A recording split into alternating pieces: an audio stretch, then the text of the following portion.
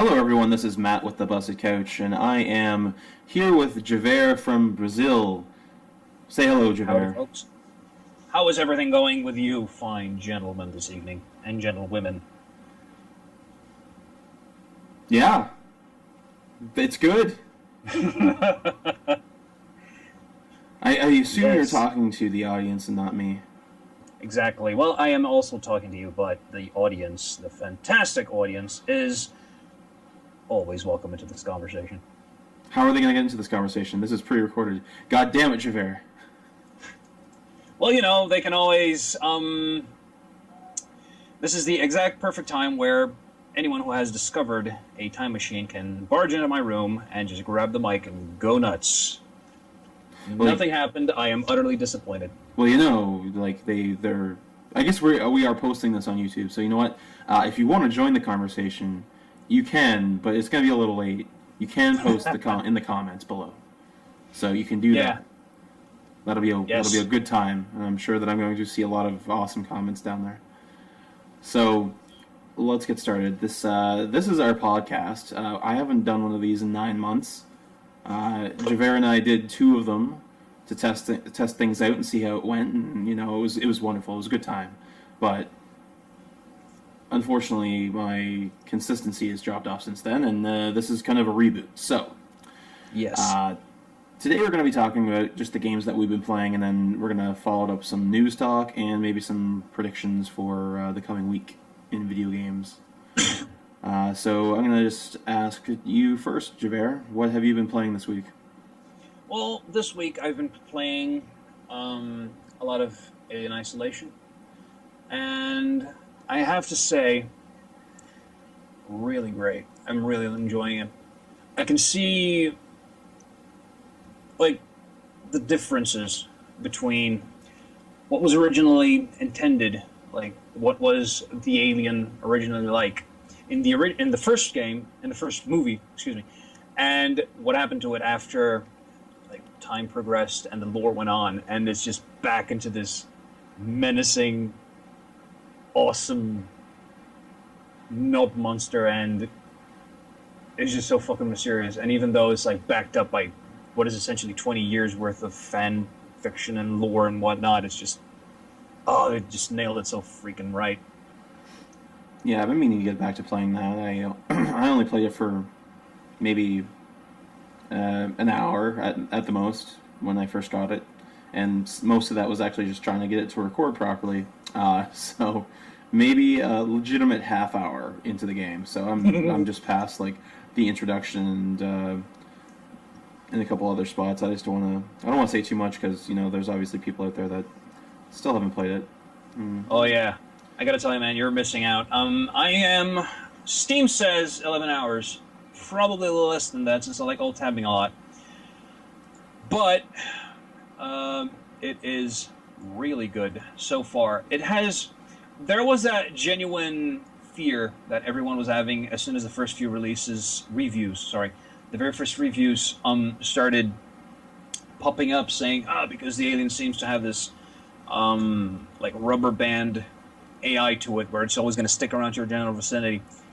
Well, it does, but it's not in this weird mechanical way. It just feels like it's hunting you or stalking you and genuinely menacing. And the way the AI works is there's so many different things it can do, and it is just so freaking dynamic that every single time it kills you, I've never had any repeats. I've never had any so shit went down this way last time, so I can now just do the opposite thing and that's going to work.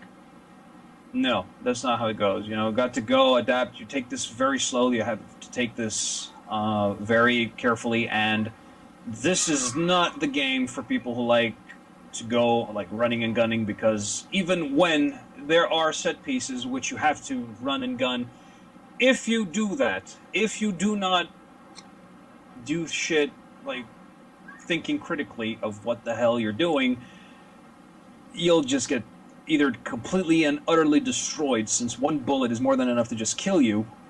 The alien might just come in and finish the job if it doesn't. So Yeah. Yeah, no, I understand. I Yeah. started playing it, and the first person that saw me just killed me in a couple shots. And I was like, okay, cool. So that's how Yeah. this is gonna go. That's good.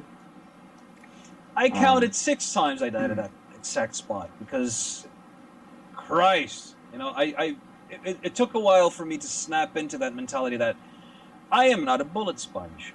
And you'd be surprised at just how that is ingrained into the mentality, nowadays, especially nowadays. It wasn't so much back in the day, but now, Jesus, you can take a bullet like a pro. Not in this yeah, game, though. Yeah. yeah, I can appreciate that. And the only bad thing about what's it? The only bad thing that it's not really a bad thing, but I was playing with a controller at the time, and using a controller with that game just seemed, um, I don't know it just seemed way too clunky. Yeah. Like Yeah. I couldn't find my way around the controller because there's a lot of it's not the same setup as a typical first person shooter because you have other um, like other functions like leaning and stuff like that that you're not used to.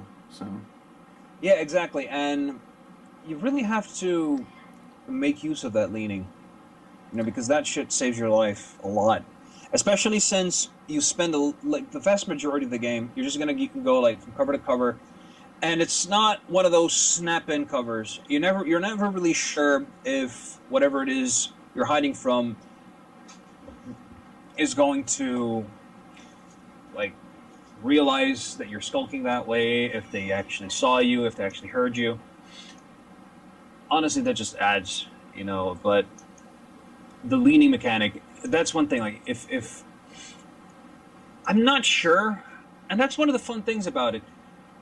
The game sort of keeps you guessing. I'm not really sure if the alien or even the enemies can find you if you're deep into cover and you lean your head out. I've had the alien find me once, and the same thing happened with another group of survivors. But I've been using that consistently enough that maybe they don't. Maybe it was just because I fucked up when I was doing it. But that's the thing about the game. It never feels cheap. Whenever you die, it was genuinely your fault. It's because you rushed in. It's because you were careless. It's because you didn't take that small window of opportunity that you were supposed to. And that's really good about it. And yeah, I'm very surprised that it's because unlike the original, not the original, but Alien vs. Predator when it released, I remember thinking when I played the beta, these controls suck. And then when the game released, I played it on a gamepad and I thought, okay, this is much better. You can see that this is tailored to a control, like a 360 control in mind. Not the case with this game. I find it just, so the controls are so buttery smooth, and when you get around the interface on the keyboard and mouse, this thing just melds, perfectly. It's just, oh my god. yeah, no, I can see like getting used to it and all that. Just Yeah. on the controller, I just wanted to play on my TV, so I was using the what's it called, Steam. Yeah, Steam Overlay. Yeah, Overlay. No, Or, not Steam Overlay. What the hell is It's it called again? Yeah, I forgot the name of the thing. Well, I can't. I think of this right now. Well, anyway, the Steam for TV, whatever. Big Picture, yeah. Big Picture Big mode. Picture. Yeah, that's A it. vast virus So- database has been updated. Oh, okay. Wow. Oh, my virus database just updated. Good. That made it into the podcast. That's perfect. I have to turn some of this stuff off, I guess. Anyway, yeah, no, I'm gonna get back to that soon. I think I'll probably play it maybe tonight after I'm done this podcast. What else have you been playing? Yeah, I've also been playing a lot of Shadows of Mordor, Middle Earth, Shadow of Mordor. Shadows. That game, Shadows, yeah, Shadow of Mordor, because I thought of saying Shadow, but then middle got stuck there in a minute, and Crosswise. Yeah. And I'm Shadows thinking of now Mordor. it's Shadows of Hodor. You go around trying to avenge, and you just walk up into orcs and Mordor. Hodor. Mordor. Just a slumbering fat guy walking around Mordor. Just carrying a young kid on your back the whole time. Yeah. Hodor. Anyway, continue on with Shadows of Mordor talk. Because I love that game. Shadow of Mordor. Have you been playing it recently? Well, I played like 50 hours of it. Like I played it to death when I had it. So Did you actually manage to finish it? Oh yeah, no, I finished it. Yeah, I'm still getting around to that. I really, really, really like that. I mean, holy shit, that game is really good. It's basically it's basically what Assassin's Creed should be. I'm just gonna say that. Exactly. That's one very. It managed to out Assassin's Creed, you know, to quote Yahtzee, because holy shit, you have that orc, that piece of shit orc that killed you 5 fucking times in a row, because every single time you're short on health, that fucker just climbs out of nowhere, ambushes your ass, and shoves an arrow right up in it. You do not have a last chance with that guy for some reason, and every single fucking time, there he is. And then you get the choice, you know. Well, he seems to be afraid of fire. Now, you could just waltz up there and stab the fucker to death, or, you know, you could really avenge the pain that he's been causing you all this time and light the fucker on fire. That's also a good option. It's also satisfying, you know. Just chopping his head is really satisfying in its own right, but setting him on fire, making him flee, seeing how much of a little dipshit he is, you know, next to his colleagues, embarrassing him in front of the Dark Lord, and then, when his career is down in the dumps, you stab that fucker in the balls and you end his life. That is what Assassin's Creed should be like. But the one issue with that game is it does kill the orcs so fucking well that it ends up being boring after a while. And that's the main qualm I have with it. Let me see how long I've poured into this game. Yeah, no, I can get that. Like, the combat after a while, once you get used to it, and, like, I mean, it's Batman combat. Like, it's from Arkham Asylum, Arkham City style combat. But it's got a little bit more depth to it than that, though. Like, I found that, it does. You know, because there's finisher moves, and then there's things that you can link together, and all sorts of crazy stuff. Like, later on, when you get all the upgrades, you become, like, just a merciless killing machine. Like, it does get boring, but it's only because you're just slaughtering, like, 100 orcs at a time. Like, Yeah, exactly. That's the thing with the game. I found the early game a lot more fun, simply because I was a lot more helpless at it, and every time I'd have to be clever about the way I was fighting. But I've been playing, Steam says 14 hours, so after a while, I'm probably reaching like the post-mid-late game, and at this very moment, I can just destroy like battalions of orcs without even being asked. Yeah. And yeah, that's when the game sort of started losing me. It's just because it's not even because it's bad, but just because it does this so fucking well that, well, it reaches a point where it just becomes mundane. And that's really the only qualm I have with it. You know, I'm gonna come back to it. I'm gonna finish it. I'm just giving it a little while for like the experience to feel fresh again. I was a little annoyed with the game because I had some trophies and stuff that I still wanted to get after the game was over, and when you finish the game, it doesn't allow you to access the orcs' command breakdown or screen or whatever you want to call it. Really? Yeah, it's really weird. Like you go to the pause menu and it's not there anymore. Oh shit. So I was just like, well, I got other stuff that I need to finish. Like, why don't you just allow the orcs? Like, because the orcs are still there. Like, it's not like they're gone. You just basically take the big bad guys, and that's it. Like, you know, they should still allow you to go back to before it after you finish. Yeah, because that's quite honestly that the whole killing orcs mechanic. That in its own right is the most absolute fun aspect of the game. That's the part I adored about the game. Because holy shit, where I really found the main character to be that, like, cookie cutter, gritty, you know, family got slaughtered guy, and and the race that follows him, same standard fare, you know, he's all gritty and shit, and he's very pragmatic. And it was like, okay, yeah, that's expected of the Lord of the Rings universe, and you know what we've seen. But you know the orcs, my God, they are just so interesting. Every single one of them is unique, and their attitudes and the way is so fucking awesome. And quite honestly, I'm very disappointed to hear that after the end game comes, you'd lose that. Yeah, it's so annoying. Like all the orcs are still there, but you can't access the menu. So I can't do anything, like I can't track stuff, like I can't go after certain characters or whatever, like I can't mark them, you know what I mean? Yeah, I understand, yeah.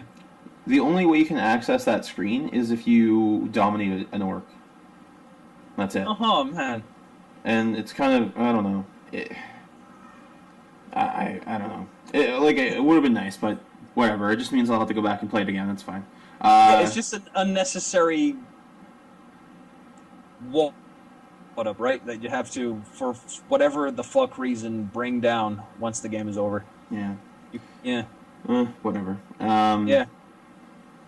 But yeah, no, like it's probably one of my favorite games this year though. Still, like even though it does get to the point where it's it's not that fun anymore. But it's the only reason is because you've played it so damn much that you. Exactly. Like, if a game gets boring because you've played it for 40 or more hours, like, I mean, it's only supposed to have legs that go so far, right? Like, I mean... Yeah, exactly. Like, I got 40 hours out of that game, and I'm pretty happy with that. That's fine. That's yeah, me too. And I don't usually like have enough time to play 40 hours in the game, but that game just demands that you play it for that much. Like, I'm just like, okay, that's fine. Exactly. Like, one of the things, like, just bringing into perspective... Assassin's Creed 3. I played 5 hours of it. I got bored. I cannot be asked to play this game again. It's just, if I boot it up, I just fall asleep. Right here, right fucking now. I cannot bring myself to playing it again. Shadows of Mordor, it's just, oh my God.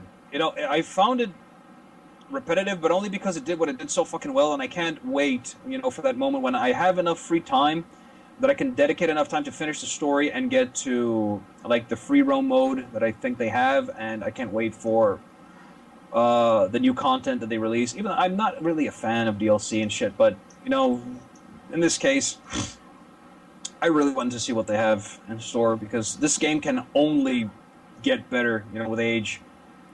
Yeah. No. Yeah, it just needs a little more content, and as the content comes, this thing is going to get a lot better. Yeah, no, I don't know. Yeah. I don't really have much else to say about Shadows of Mordor other than I love it and people should probably play it. Even if you aren't a fan of Lord of the Rings, it's... Yeah, no, that's the fun thing. The game, it's got all those...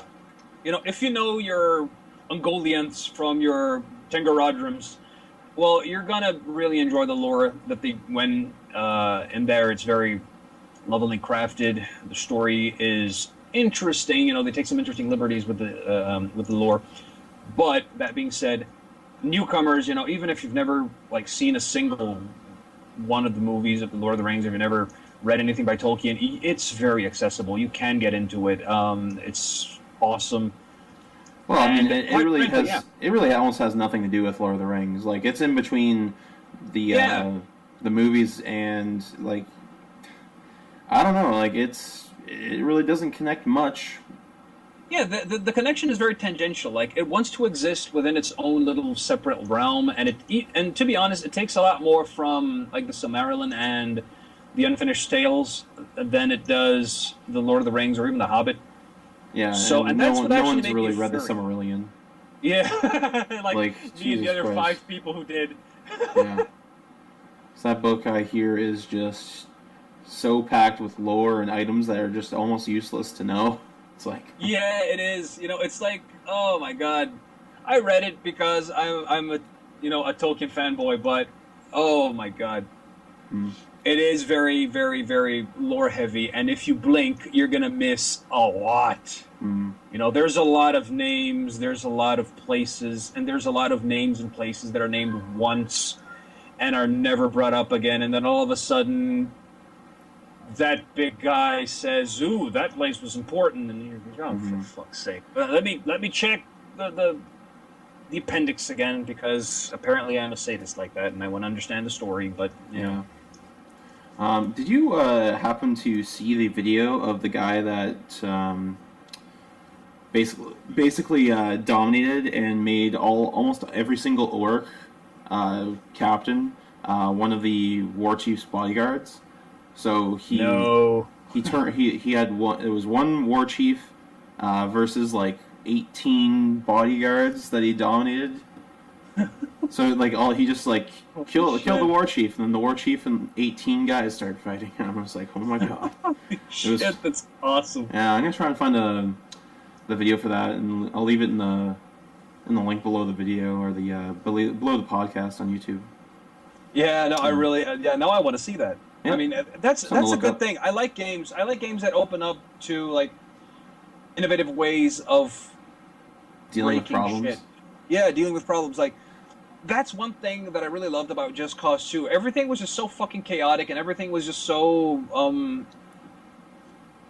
up to the player. You have the set pieces, but there are so many awesome things you can do yourself. Like you put yourself up, you set up the right conditions, you can pull up so much awesome shit, and that's the exact same thing that just happened. I mean, god damn it, like 18 orcs against one chieftain. That is a bad light. Yeah, it was something like that. I can't remember exactly how many it was, but it was around there. Like it was a good majority of the captains.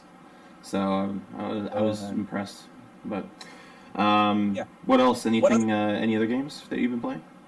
Well, I got a FIFA 15 for my birthday from a friend of mine, and I've been playing it. But it's FIFA, so obligatory Brazilian lol. So. Fair. Yeah. No, I don't really play soccer games or sports games, so I have no opinions. Yeah, me either. Until someone just gives it to me, and all right. I'm like, all right, yeah. And then I revert back to that mentality of when I was a 9-year-old, and I'm like, yeah, let's play some soccer. Yeah. No, I haven't played a soccer game for. I think it was Super International Soccer or whatever for N64. Oh my god, I love that game. Yeah, I can't remember the exact name, but I think International Superstar Soccer. That's it. Yes, that was the soccer game. That was the last one I played and purchased. Yeah, good old soccer on N64. Oh yeah.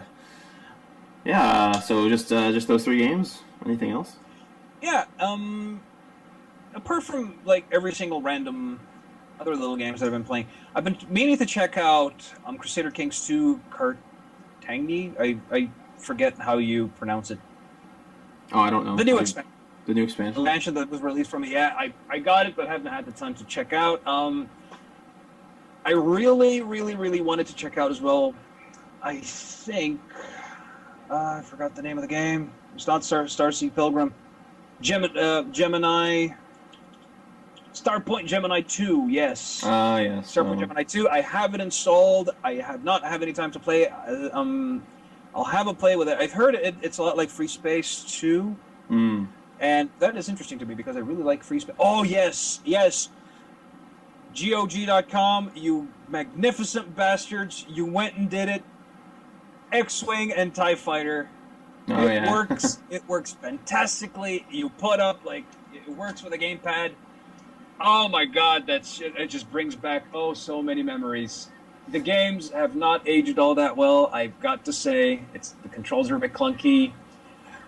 And you really, guys, if anyone here is going to check this out, read the manual or at least look up the controls, because when I was a kid, I could never learn how to rearm the lasers. So that was fun. And I've always played the game when I was like 8 years old, 8, 9 years old. I would always play it like when you run out of ammo, the mission is pretty much over and it's an auto fail. So yeah, that happens when you don't read the fucking manual. Yeah, I've never played either of those games, like X-Wing or TIE Fighter, and I think that I might have to. Yeah, do it. It's just one of those games where you see where a lot of the, like, not the appeal, but how much space sims and just flying games in general have come in the last 10, 20 years. Simply because, I mean, shit, that game back then was the pinnacle of pick it up and play. Even though, you know, there was this whole mess with the controllers and stuff, there was a lot of hotkeys that you have to get acclimated to. Yeah. Yeah, those games, like, they came at a time that when I didn't have a computer. Like, yeah. X-Wing came out in 93 and TIE Fighter came out in 94, and at that time I was like just getting introduced to like Doom and Wolfenstein, and like I didn't know what DOS was or anything like that at the time. Like someone sat me down in front of a computer and they're just like, yeah, just type in the shortcut to Doom. I'm like on this black screen, right? And like, what do you mean shortcut? I don't know what do you want me to do? I'm like, so. Needless to say, I think I screwed up someone's computer at one point because I typed in some wrong commands, but whatever. Now that they're on GOG and they're only $10 right now, but like, I don't know. I'll pick them up at some point when I have time. Like, in all honesty, wait for a sale, all right, before you pick these up, because these two games, they are classics that I honestly think everyone should play, especially since they have both 93 and the 98 version. The 93 version is the DOS version that works like keyboard and mouse only. I think it was just keyboard. But the 98 version, that I believe was the version I played when I was younger, and that one I played with a flight stick. And now I'm playing it with a 360 controller, and it works. It's kind of clunky.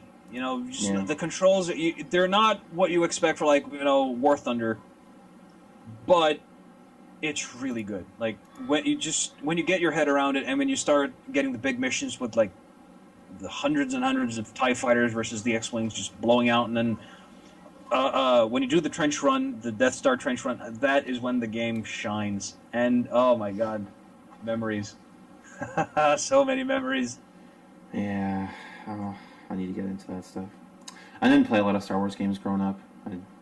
I can't remember what I played. Super Star Wars on Super Nintendo, I think, and that's what it.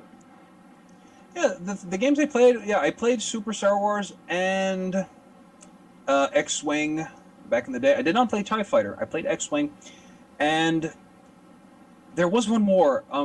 Not Rogue Squadron. It was like an FMV game.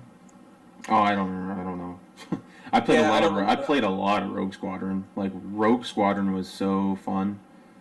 Yeah, Rogue Squadron was awesome. I still have it. I didn't have it for the PS1, so yeah, that sucked balls. No, they have it for the N64 and the PC, if I remember correctly, and oh god. I don't know if it was on PC. I think it was only N64. No, I remember playing a version on the PC. There was a demo for it. I got on like one of those PC Gamer equivalents where they had like buy the magazine, get 17 demos and that kind of crap. Well, let's ask the internet. Rogue Squadron on PC. I think it was Rogue Squadron 2 that came to PC. Probably, yeah. Wait. December... Yeah, no, see, Star Wars Rogue Squadron. 1998, yeah. Yeah, see? Oh, well, I guess I'll have to look for a PC version. I wonder if they have it on GOG. Probably not. I doubt it, yeah. Yeah. This is one of those games. They're probably going to release it, but I don't know. Yeah. Well, I have my N64 copy anyway, so it doesn't really matter. I'll just play it on there. I just have to get used to that friggin' pitchfork of a controller. Yeah, put it on a broomstick and you get Satan's handle. Pretty much. That's what the N64, yeah. That's what the N64 is. Oh, God. You need to be like... Have you ever watched Hitchhiker's Guide to the Galaxy? Yeah. Yeah, you need to be Zaphod Beeblebrox in order to use one of those, like, perfectly. You know what's funny is I haven't watched that movie since theaters. Like, that's how long it has been since I watched Hitchhiker's Guide. And I never read the book, so it's not one of those things that's completely ingrained in my mind. But I'm sure someone that is listening to this will understand exactly what you're talking about. No, I'm watch the movie again, you'll get it. Fair enough. Well, I've been playing a couple of different games, actually 3 different games. The Evil Within. Yes. I played about 5 hours of it, and I have a hard time going back to that game. Not because it's scary or anything like that, but because for some reason I'm just not finding it fun. I find it sort of frustrating because there's a few different reasons. The first reason is that they made it too survival horror. And by that I mean, like, you find, like, for example, you think that shooting a guy in the head would drop him pretty quick, right? But like, I'm playing it on medium. Like, I'm not playing on the hardest difficulty or anything like that. And it takes 2 or 3 headshots per enemy to put them down, and more if it's body shots. And melee attack is useless. And the amount of ammo that it takes to kill just one guy means that you're using up your resources way too quickly, because the game only gives you like, I'm gonna say, like 6 bullets an hour. I don't know. It's pretty slow as far as, like, the amount of ammo it gives you, unless it's like a part of the game where it's scripted, you know, or there's a lot of shooting, and the enemies do drop stuff, but they don't drop enough, I find. And it's really making me just want to put it on easy to see if there's a different drop rate for easy. And I'm assuming there would be, but I don't know. It's an okay game, but I'm not sure if I'll even bother finishing it, because I'm not really all that interested. Like, there's no real story. The story is just like, crazy shit's happening, you better do something. Like, there's no real plot from what I can ascertain, other than, like, there's a guy that can like, destroy the world with his mind or something. I don't know. It's I'm never really a fan of that kind of thing, because I always start looking for the plot holes. All right, so this fucking asshole is strong enough that he can crush the world with his mind.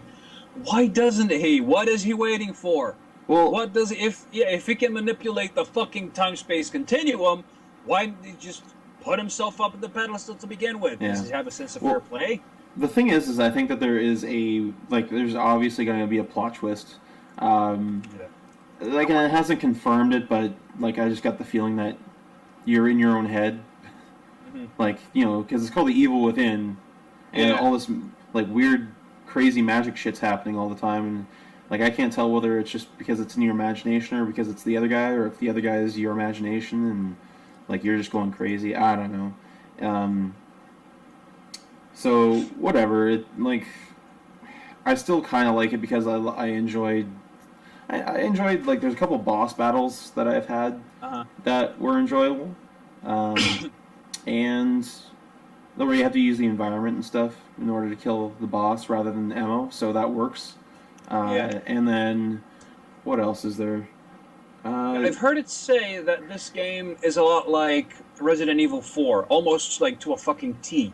How much of that is real? Like, how much is that just wishful thinking of It's people? been way too long since I played Resident Evil 4, because like, there was a point where I tried to play, like, the HD remake that they put on PS3, and I found it super clunky, and I was like, I don't remember the game being this clunky. So, I don't know. It would take me. I would have to go back and replay Resident Evil, but I mean, at least Resident Evil 4 had a cohesive plot to it, whereas this game is just like, there's characters in the game other than you, but you don't see them enough to actually make it a thing. You know, it's like I meet up with them. I'm like, wow, I haven't seen you for a few hours. Cool. What's up? you got something to do? What? So, yeah. Anyway, so there's Evil Within, and then what else? Sunset Overdrive, which is super fun. And Yeah, what is that game about? I've watched the video clips, I've like the gameplay trailers and shit, but what I saw from it was this is a very colorful game where you just shoot shit up and you parkour around the city. Is that? Yeah, no, it's a super open world. I would say it's Left 4 Dead, or not Left. Yeah, not Left 4 Dead. Sorry, Dead Rising plus Ratchet and Clank. Oh, I'm down Like for that. that's as close as I can really get to describing it in a nutshell. But the game is super colorful.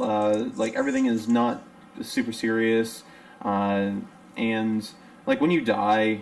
It's okay. When you die, sometimes you come back in like a coffin and you walk out like a zombie, or like you will teleport in like a phone booth, like Bill and Ted, or like I don't know. It doesn't take itself seriously at all, and the game is just like you can grind on everything pretty much. Like you're, it's like playing. Awesome. Oh yeah, sorry, that's another thing. So it's Dead Rising plus Ratchet and Clank plus Tony Hawk because you're just grinding around. You're wall running. You're doing all sorts of crazy stuff, and like the game is just, I don't know, it's just super fun. You don't have to think too hard about anything, and the objective is just to go out and blow stuff up and have a good time. I don't know, it's just a great game.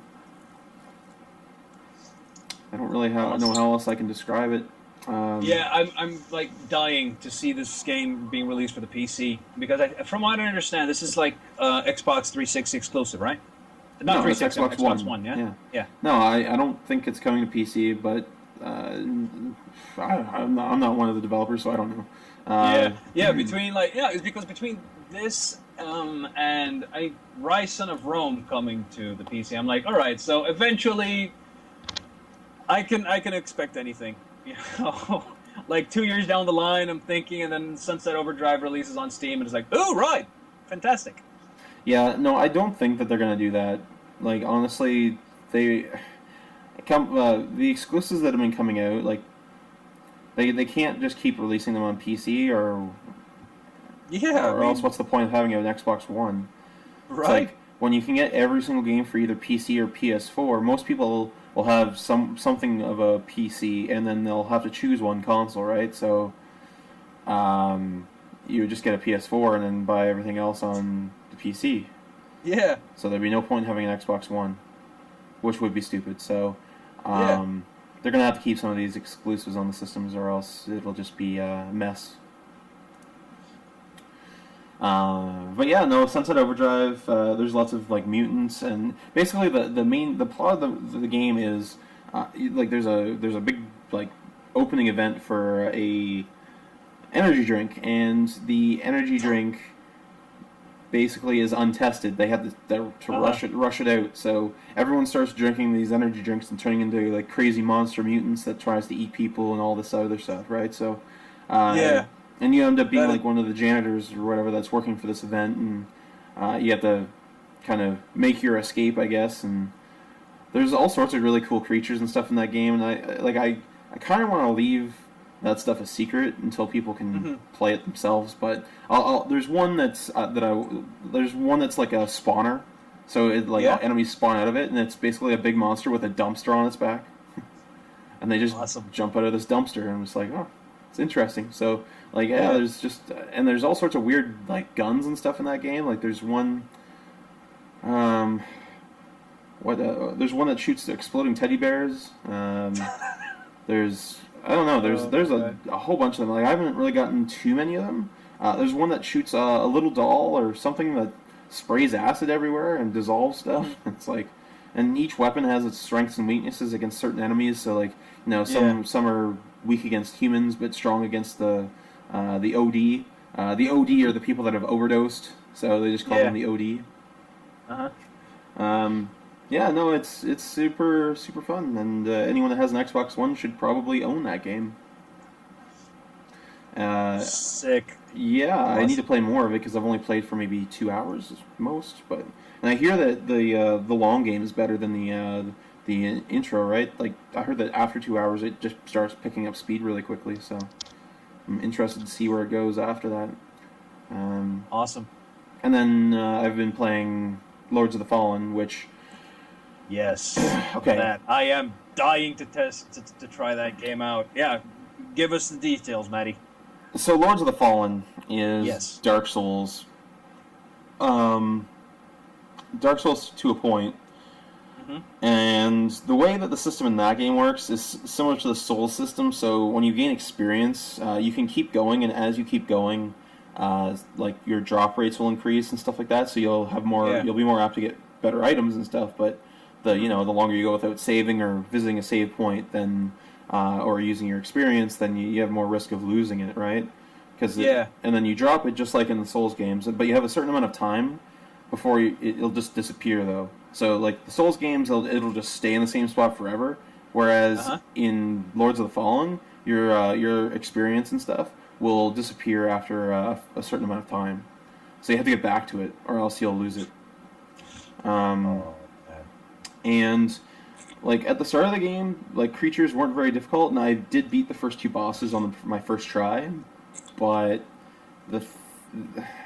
some of the enemies are now getting tougher to the point where I can't hurt some of them, like unless it's a very specific point. But I'm like, as I'm playing through the game though, I'm finding more and more mechanics that I didn't find previously, because the game doesn't really tell you every single thing that you need to know. Like, it leaves some things to find out, I guess, or else I was just ignoring the tutorials maybe. But yeah, no, and like you've got one character, but you can choose between being a cleric or a rogue or a warrior, right? And, yeah, that's one thing I wanted to ask you. It's because in Dark Souls, your starting class is mostly just a base stat, because you can, from a fighter, you can become a battle mage, whatever you can, and vice versa. Yeah, you can change it on the go. Like you don't have to stay one thing, but it's not like you have a way to reallocate your points. Like you can't just take it all back. But but that's exactly like in Dark Souls. You can go a certain way, but if you fuck yourself over leveling up, well, you're pretty much screwed. Yeah, and I found tons of sets of different armor in the game so far, and so like I can change over to being like a really fast person, like and dodging all over the place. But since my agility and stuff isn't attuned to that playstyle, I will be basically back to being a noob at that point. Like I won't be effective. So I am I just carry the heaviest armor and the biggest weapons, and I try to beat stuff down and stand up to it. So I got like lots of health and lots of strength. So, but like in the Souls games, it was really, really difficult to be a heavily armored player. Like most of the time it was just like you don't want to ever get hit, so you just dodge everything. Yeah. And I haven't had much chance to use up any spells, but there's a few different spells, and you get like brawler spells. Like each category of character gets a different set of spells and whatnot that they can use. And, I don't know. It's I'd say it's good, but there are some weird things about the game that need to be, I would say, polished up a little bit. Like there's some cutscenes where there's some you can see clipping, like a lot of, like a bunch of clipping, and it really annoys me. And then some of the dialogue's pretty it's pretty cringy. Yeah. So I don't know. I think I need to play more of it. Yeah, but like gameplay. Are the controls as responsive as it is in Dark Souls 2, or is there like a delay? No, there's no delay. Like the controls are still tight, but once you've it's just like Dark Souls. Like once you have dedicated yourself to a move, then you have to follow through with it. So if you choose the wrong move at the wrong time, then you can see yourself just getting smashed because you chose the wrong move at the wrong time, right? I was just gonna say that it rewards patience a lot. Like if you are impatient, you won't enjoy the game, because the boss battle that I fought the second boss, the commander, there was only certain circumstances in which I could hit him. So Yeah.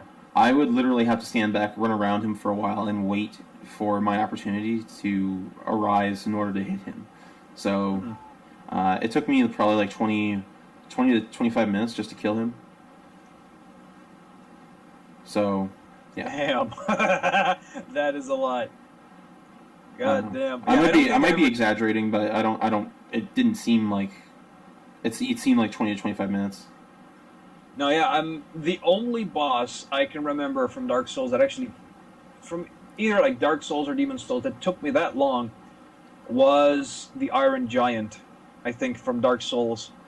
And that was mostly because at that time I did not have a weapon with enough DPS to down it, and because I was mostly doing like a quick like brawler kind of build where I hit light, but I'm guaranteed like fast jabs with small weapons. And when you get to that point, you need a weapon that can really fucking down that bastard. Otherwise, you're just chipping away 5 HP from his ass, and there's just too much. That battle took me forever.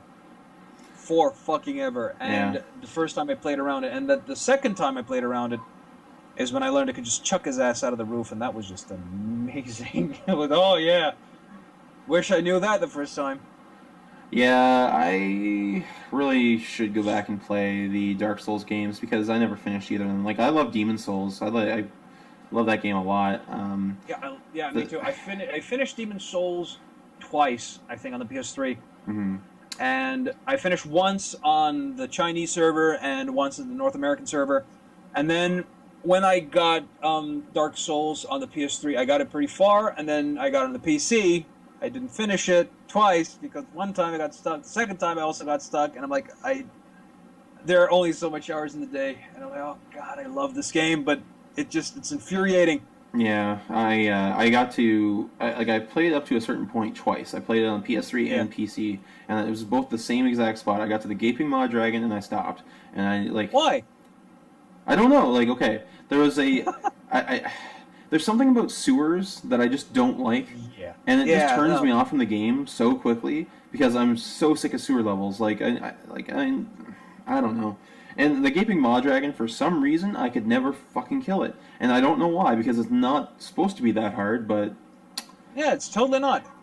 But the thing is, if you hate sewer levels, and you're already, feeling that bad about the sewers, you are going to absolutely abhor, and I mean detest, the level that comes right after that, because it's essentially a slum within a sewer level. Yeah, so, like Plague Town. Plague Town. That's just good. Oh my god. Yeah. That is you're guaranteed to not have a lot of fun. I'll eventually get back to those games, someday when I stop buying new games. But yeah, that's a problem. Yeah. It's in my backlog permanently, probably. But yeah, no. Lords of the Fallen is probably out of the 3 games that I talked about. The Evil Within is definitely dead last. Sunset Overdrive is easier, and I would say almost go to the point where I'd say it's funny and more fun. And then Lords of the Fallen is probably the more challenging of the bunch, and it's a different kind of fun than any of the other games that I've been playing. So I'm liking it, and if it had a little bit more polish and stuff, I'd say it's just as good as Dark Souls. But at this point, I could probably just say that it's just a semi-easier version of Dark Souls that has graphics that look better and yet aren't as good. I don't know. It's hard to explain. Just on a technical standpoint with clipping and whatnot, and then some of the not so great dialogue that's in the game so far, anyway. Yeah, I don't know. It's okay. All right then, let's move on to the news. What news are there from the gaming world in this last week? Well, we can talk about some really quick stuff. All right. Destiny's first expansion comes out on December 9th, called The Dark Below. I'm sure that anyone that has Destiny already knows this stuff, but it might be worthwhile for if people that haven't played Destiny, haven't got into it yet, and they want it to last a little longer, you can wait till December 9th, get it with the expansions, and that way you have a bit more longevity out of your first playthrough. And the level cap will go from 20 to 20, or sorry, from 20 to 32. So that's quite a significant increase. And I haven't read enough about this yet to know whether the equipment, like the light levels, will stack on top of your older levels again. So, because right now the soft level cap is 20, and then you can raise your level through light experience or light points or whatever you want to call it that your equipment gives you to different, to higher levels. But I don't know. I don't really like that way of leveling stuff up. I mean, sure, some people don't mind grinding for equipment and all that, but seriously, it just turns the game into grinding for equipment, and I hate grinding. So I put my initial 40 hours into Destiny, and then I realized what I was doing, and then it became not fun anymore. Like, there was a point when I was doing the loot cave stuff, and I was just like, what am I doing with my life? I can be playing so much better games right now. It's like, this is really stupid. And then I immediately turned the game off and thought about my life for a minute, and I went and said, let's play something else. It's like, meanwhile, I haven't finished Dark Souls. Why wouldn't I go back to that instead of playing stupid Destiny? Now, I'll give Destiny this. Destiny's got super tight controls and shooting mechanics, and it's wonderful to play the game. But the story in it is almost non-existent, and it's complete rubbish. I haven't gotten a chance to play it yet because I still haven't had the opportunity to get a PlayStation 4. But that's one of the main things I've been hearing from people who do own it. It was like, and I've been like, oh, do you think it's worth getting a PS4 for this and stuff? And they're like, you know what? The game is pretty good. The controllers are pretty good. The story is awful. And it's like, and I was like, really? Because that was like a big selling point. Because the story is epic, and they have all these cool things and stuff. And they're like, yeah, no, see, shit. It's like Halo, meets Borderlands, but with none of the fun. Then what's the fucking point, right? Like, that's what I'm saying. Is like, there's, like, I don't know. Like, some of the dialogue's so bad, and it tries to make you feel like you're doing something super important. And then you really are you don't get that feeling in the game. Like, it tries to make you feel that way, but I got nothing. I don't know. It's just really poorly done, in my opinion. Once they release the expansions, I'm curious to see if they can actually, step up the writing in the game. And, hopefully it gets past this really, really stupid point that it's at. Like this weird rut that the story just stuck into. Yeah, but it's actually pretty funny because there's so much fucking opportunity for that because it's really funny. Because there are games which don't have like a fraction of the capabilities of it, or like the teams and even the graphics. Like, for example, there's a game I love playing on Steam that I purchased a few months ago. I've been surprised with it. It's been like a surprise fucking hit with me. It's one of my favorites so far. I've played, Steam says 7 hours of it. Distant Worlds Universe. The story is completely open and there's a lore behind it, and it's one of those real-time 4X, but the game is just, the lore is amazing. And even the dynamic lore, you find out what your race has done, like the precursors to your race. You discover, you can choose which point of the universe you're going to play in. Like, if you're one of the precursor races that developed FTL, or if you're one of the later races that arise after the apocalypse, and you have to find out what caused the apocalypse to begin with. And that's fun, I like that. That's really... like that makes the world feel very living and breathing. And one of the biggest gripes people that I talk to seem to have in Destiny is the world just feels empty. They say that there's potential for this shit, and it just feels like so sterile. Like, everything is just this weird executive-y thing. Like, they got, okay, what's cool with the big games that are big hits? Like, okay, there's Halo, People seem to like Borderlands. People seem to like Call of Duty. Let's merge all these. Let's check the right boxes, and let's launch the game, and people are going to play it, and people are going to buy it. And it's like, yeah, but there is genuine talent that goes into this. You know, you need to populate your world with something. Otherwise, you're just, what's the fucking point? Yeah, well, whatever. I pretty much stopped playing the game, so I might even sell it off. I don't really care. Like, I mean, I had a lot of fun playing it with people, and what's one thing is, like, the game, if you're playing it by yourself, is the worst fucking game. But when you play it with other people, you know, there's nothing like killing a bunch of AI stuff with your friends. But there are other games where you can do that. So I'm not really all that, you know, or wound up with this game or anything like that. But anyway, so moving on. Yeah, let's just move on from that because I could bitch about Destiny for a while. So I'm gonna close that. There's also GTA 5. Any players that are returning for PC, PS4, or Xbox One will have possibly exclusive content offered to them. According to Rockstar, the events are connected to the activities designed for players to experience the game's massive world in a new and exciting way. So it'll ship with new events across the open world that will unlock new vehicles, like the Dudo seaplane. Oh, that's cool. New weapons, including railguns and hatchets. Oh, that's crazy. And then, what else is there here? As a world, they'll unlock Kraken Sub, Star Car races. Players can earn new muscle cars. You can. I don't know. It seems like there's a bunch of like extras and stuff that they're trying to put in there to entice people to buy it again, possibly. Yeah, but that's only for people who played it on the PS3 and like PS3, and Xbox 360, right? Well, I mean, there is no copy for the PC, so I don't even know why they have. Well, okay, you know what? They probably just put it into the PC version anyway.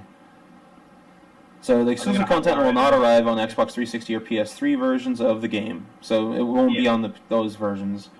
According to it, it's being designed exclusively as a reward for returning players. Okay. Yeah, it makes sense. Or new you're players. Essentially going to buy the game twice, so you know. Yeah, well, I want it again. I wouldn't mind getting another copy of the game for my PS4. Yeah, I just want to play it. I did not. That's one of the games. Because ever since I came to Rio, I had to leave my PS3 behind because it didn't fit the luggage. And this is just one of the games I've been dying to play all damn year. And I've been like, all right, I'm not going to go apeshit about this. I'm not going to buy another PS3. I'm going to wait it out because I essentially thought about it. I really want to play GTA 5. Might get a new PS3 for this. Well, why don't you just get a PS4 and GTA 5 when there's a because there'll be a bundle. There will be a bundle. Yeah, no, there probably will be a bundle, but that's the thing. PS4s down here in Brazil, they cost $2,000. So that's true. Yeah, okay. Yeah. I forget about these things. They're a bit more affordable, you know, for the average working Joe. So yeah, there's that. I'm waiting for like PS4. Yeah, if I stick around Brazil and I'm just gonna wait because Sony's been promising us like, oh, there will be a price drop as soon as we fix this problem with your country. But I'm not holding my breath for this. Yeah. Like probably if one day I either move out or travel, this, you know, a PS4 is one of the main items on my to bring back list. So Grand Theft Auto 5 will be out on PS4 and Xbox One November 18th, and it'll come out on PC January 27th, 2015. Oh, so, that is balls. Come on. Well, I mean, whatever, man. You know that they were going to do that. Come on. Yeah. Oh, come on. PC gamers getting the stick all the fucking time. God damn it. At least we get like PC gaming master race. At least we get like the graphics. Well, and all the bugs that come with it. We get so many damn indie games, it's crazy. Yeah, true that. And then next up would be Prey 2 is officially dead, so that's canceled. Yeah. No, that game kind of that actually makes me sad. Yeah, well, that game kind of just disappeared off into the ether like many like years ago. Probably like what, a year and a half, 2 years ago. That was the last time I heard anything about the game, and yeah, it's just it would have been so cool to have an open world space bounty hunter game, but I don't know. It's not to say that they won't ever reboot it, but like officially this game is dead, and they might just my god, no! You know make what? another game. Do you know what? Let us learn from the sins of Duke Nukem Forever. Sometimes some dead games should stay dead. Deserve to stay dead. Exactly. If Yeah, Prey sure. 2, right, officially dead, it's a shame. Instead of trying to revive the dead engine, let's just focus on making a game like it, or let's get the core concept of an open world bounty hunter game. That idea I can totally get behind. It's an awesome idea. Let's not keep trying to revive an engine from what will eventually, I believe, be a game that will have spent 15 years in development, only to come back and be like a tree in which you can see the rings of the last 15 years worth of RTS evolution of this muddled ass, weird ass game. I mean, if come on, it's a shame that Prey 2 is dead, but I really hope they don't Frankenstein the shit out of this baby, because no, like they'll scrap it. Yeah.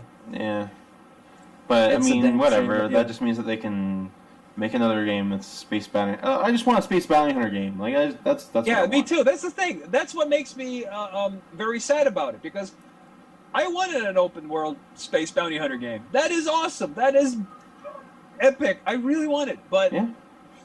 Give me some sweet acrobatics and a jump pack and some laser pistols, and I'm good to go. Not that I want to be, not that I want to be Boba Fett or anything. I'm just saying. let me live out the fantasy of being Boba Fett. Come on. So Drive Club. Drive Club. Yes. What is up with that, Matty? Explain to us what is up with the Drive Club. They've just been having completely horrible server issues since they launched the game, and they took it off PlayStation Plus, like the PlayStation Plus version away.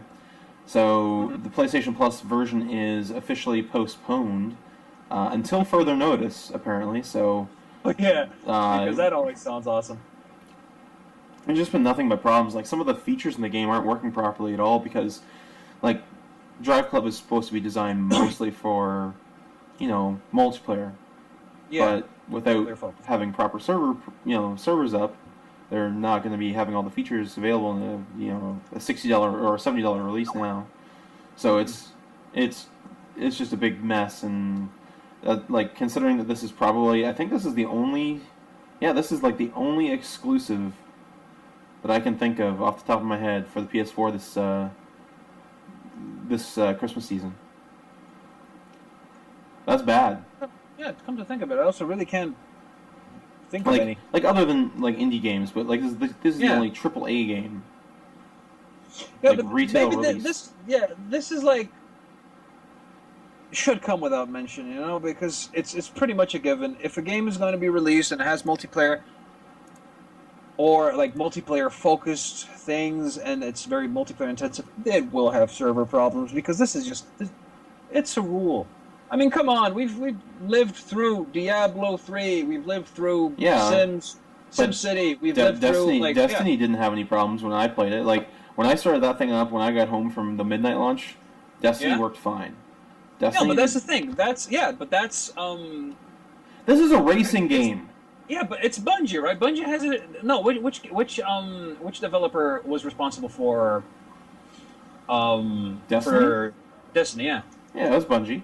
It was Bungie. Yeah, Bungie has their shit together because they have centuries worth of experience with online shooter, because that's their fucking focus. And well, no shit, but I'm just saying, why can't other developers learn from other developers' mistakes? It's like Diablo sure as hell had a shit show of a launch, but you know what? Yeah. They cleaned it up eventually, but you would think that people would get on board and try to okay, what the hell's the name of the Drive Club studio? Evolution Studios. Evolution Studios. Should have had a early beta so that they could have figured this shit out months ago. Like, this is ridiculous. It's embarrassing. Like, that we have a game that's primary focus is multiplayer, and they release it, and then the multiplayer doesn't work. Like, other than that, it's just a goddamn shell of a game. Like, you have the single-player stuff, which isn't all that deep, and nothing else. Like, what the hell am I supposed to do with this? You know, the funny thing is, they have been responsible for some really, really solid multiplayer focused games. Like fucking MotorStorm, dude. MotorStorm Pacific Rift is one of the best racers on the PS3. They made it. I remember it having an excellent launch. What the fuck is up? I mean, all right, fine. Drive Club is it was supposed to be one of those sellers, but like system sellers. But damn, if they shit. I'm like, people keep repeating the same mistake. It's like, all right, it's reaching a point where,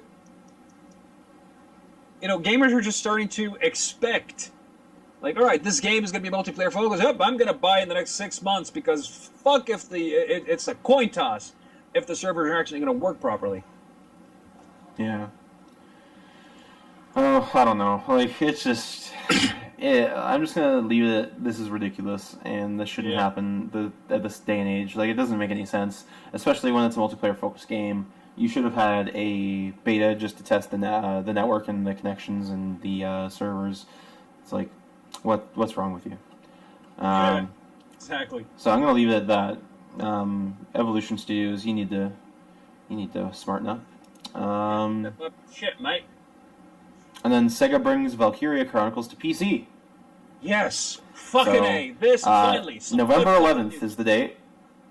Yes. So that's stoked for this. As of this recording, it's 9 days away. So that's pretty cool. I miss this game. You know, I always wanted to play this game when I got the PS3, but you know, Brazil and shit, and it's very hard sometimes to find a game. Sometimes it's even hard finding it in well enough condition. So I've never, as this game and year, I've always wanted to try them. Never been able to find them. So I'm super stoked to be able to play this because tactical RPGs, you know, hell, I fucking love them. You know, ever since Final Fantasy Tactics, this is one of my favorite genres. Yeah, this Valkyria Chronicles kind of reminds me of a better version of Ring of Red. You remember that game on PS2, Ring of Red, where you're like driving around in mechs and stuff, and it's all like. Oh yeah, I remember. It reminds me a little bit of that. This game is more free roam, but it's coming up for a decent price though. Like right now, it still costs like $30 to $40 to buy a copy used in like an EB Games or a GameStop. If you are interested in the PC version, it's only going to be releasing for $19.99 US, and then £14.99 pounds and €19.99 euros. So it's not too bad. So yeah, if you like tactical, you know, RPGs, then that's probably a good one to look out for and pick up on November 11th. And is there anything that you wanted to bring up? Well, there's a very good discussion that has been brought up recently, and here's hoping that some new YouTube tech might help shed some light into this issue, which is YouTube now supports 60 frames per second video. Now, I have seen and heard a lot of dev teams. Probably, I can't really guess why the hell they would do this, but hopefully now the people out there will realize what the difference is. That the people keep saying, "Oh, you can't tell the difference from anything above 30 frames per second. 30 frames per second is the best way to play the game." No, it's not. No, it's not.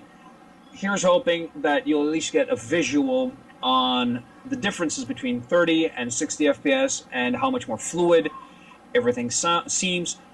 You can bet on one thing. If fellow listeners, if you've never experienced a game on 60 FPS or you feel that you can tell the difference, go back, like in the PS3 itself, play Devil May Cry 4. Devil May Cry 4, I believe, runs at 60 frames per second. Tell me that doesn't feel awesome. Tell me it doesn't feel fluid. Any PC gamer out there who has a decent enough rig, or hell, even like a mid-range rig and plays some older games, there is a very, very big, discernible difference for it, because everything just feels a lot smoother. It feels a lot more fluid. Your actions feel a lot more immediate when it's above 30. And this is a trend of this like bashing on the tech and saying, oh, because it's indiscernible and 60 frames per second, because that's an impossible thing to achieve. No, you just can stop it right there, because devs who keep trying to sell this idea, you guys are just dead set wrong. And hopefully a lot of gaming channels on YouTube will be able to prove you wrong. Yeah. With this shit. This is awesome. The frames per second issue has come up a lot over the last couple of years, right? So, yeah. The thing is that, okay, it's really funny. I found this pretty funny because a little while ago, I can't remember what their name is, but the developers of the Order 1886 are releasing their game at 24 frames per second. Yeah. And they're saying that it's more cinematic or something like that. And I'm just like, because movies are shot at 24 frames per second or 48 frames per second. It's one of them. And it's like, no, that's not right. That's definitely not it. It's a lot different in games than it is in movies. Like, you want when you run movies at too fast of a frame rate, it looks really fake and really weird. But when you have a video game running at 60 frames per second, you are just able to respond a lot quicker because you're receiving more information at a lot quicker rate, right? So, I don't understand the logic behind that, and I don't want my games to be movies. I want my games to be video games. Exactly. So, that logic is not logic. No, the logic here is it would just be easier to make the game look pretty and sacrifice the FPS because, well, if you spoon feed them enough misinformation, something's bound to stick. But that's just, fucking hell. People should know better. Yeah, but I've been, my recordings and stuff like that, for example, for YouTube, it's just, well, whatever. I don't really care if my YouTube videos are at 30 or 60, but now that I have the option for 60 frames per second, it'll actually be pretty sweet. Like, I don't mind that. And my vlogs and stuff like that don't need to be fucking 60 frames per second, but any gameplay footage I show will be much better viewed at 60 frames per second. Because then you're seeing the game in a more closer to actual real life, situation. So anyway, I'll look forward to the day when stuff can be 60 frames per second and people just get over the whole resolution. Yeah. I would rather play a game at 720p and 60 frames per second than play a game that's going to be stuttering at 30 frames per second at 1080p. But here's a funny thing. Remember when the last gen hit? One of the big selling points was HD. They tried stuffing that thing down our throats like the next hot, you must have our consoles because it can run shit at HD resolutions. All right, it happened. Not a lot of games managed to get to that point. A lot of things only went to 720p, but they sold this new gen. The next gen they sold on the premise that it can run higher resolutions at better frame rates. And now that it can't, they're trying to backpedal on that. I, for one, am not forgetting. And yes, I agree with you. I'd rather have a game that does not sacrifice gameplay for graphics. I would much rather have a game that plays well than a game that looks good. Mm-hmm. So, but if you can't make it look good and you try telling me it does, don't try to sell me that snake oil, man. I'd rather you just be upfront about it. That's one of the things I liked, for example, about one of the upcoming releases that I'm really looking forward to, Resident Evil 1, the remake. on Steam. It's an old game. The graphics are pretty fucking solid to this day, I believe. And though maybe the character models, when you under closer scrutiny, they maybe don't hold up, but god damn it, the game still doesn't look good. That's what I mean. Well, yeah, and all those backgrounds and stuff were pre-rendered back then. Yeah, fucking hell, that shit is amazing looking, and it's like, yes, it uses an old tech, it has its limitations, but it gets around it, and it delivers. Even on the GameCube, I remember playing it, and it was just smooth, man. That game was smooth, and it still plays well, and it hasn't dated, apart from the tank controls, but it has dated pretty damn well considering. And this is one of the things I'm talking about. I'd much rather have a game that has the graphical limitations and goes around it and finds innovative ways or even just creative ways of getting around these limitations to give us a better, more solid, more pleasing gameplay. Because in the end, that's what matters. Yeah. But don't try selling us that the human eye can't detect. Yeah, fuck you. When you start selling me propaganda.